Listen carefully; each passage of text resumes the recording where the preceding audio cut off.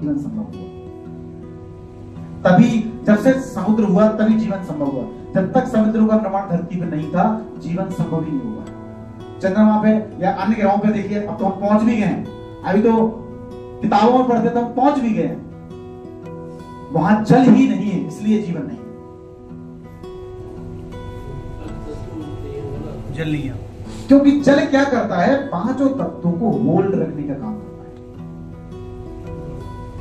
जल का काम यही है। जहां जल होगा वहां चार जीव जंतु भी मिलेंगे आपको, सांपी बिच्छू वहीं सब रहेंगे आसपास में। अरे यहाँ पानी पीने की व्यवस्था है। पेड़ भी खुश रहेंगे, हाँ हरियाली दिखेगी आपको, समझ रहे ना।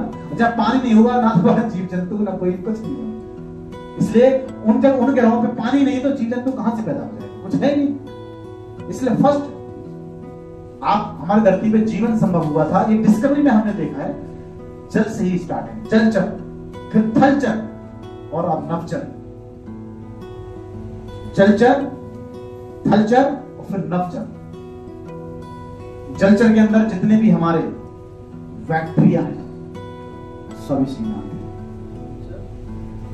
और थलचर में हमारे जितने वायरसेस हैं और कुछ बैक्टीरिया इसमें, और मैक्रोफेजेस हैं, फंगस है, वो सब इस फंगस इस थलचर में आते हैं। थलचर वो तो मिट्टी था। हाँ, मिट्टी के ऊपर। थल मतलब धरती।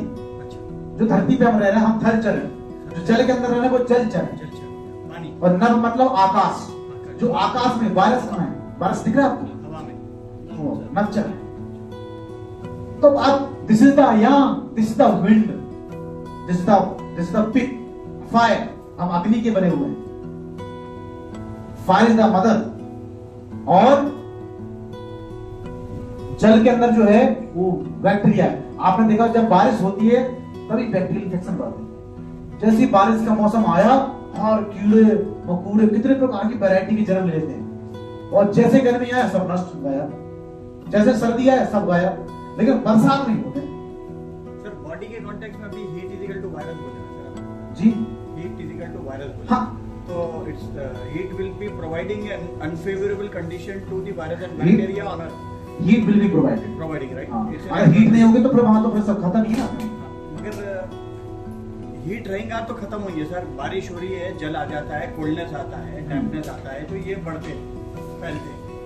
जैसे सूर्य यानी समर आ जाता है तो ये मर जाते हैं, जॉर्बिंग स्टेज में आ जाते हैं। जी जी सही बोल रहे हैं। देखिए उसके पीछे क्या है, समुद्र। हमने कहा ना ये पानी है। पानी समुद्र के अंदर क्या है, पानी है ना, तो उसके अंदर फायर है ना। वो लिक्विड है, लिक्विड है पानी। जल अगर लिक्विड है तो फायर है उसमें। जल बिना फायर के लिक्विड रह सकता क्या, बताइए। फ्रीज हो जाएगा, ये फ्रीज हो जाएगा। इसलिए हीट मेंटेन करिए उसके फॉर्म को। हाँ, फ्रीज हो जाएगा। आपने कभी समुद्र में बर्फ जमी देखी, सुनी कभी? होती है। ग्लेशियर्स जो है ना सर, उसी तो वो ग्लेशियर आता है।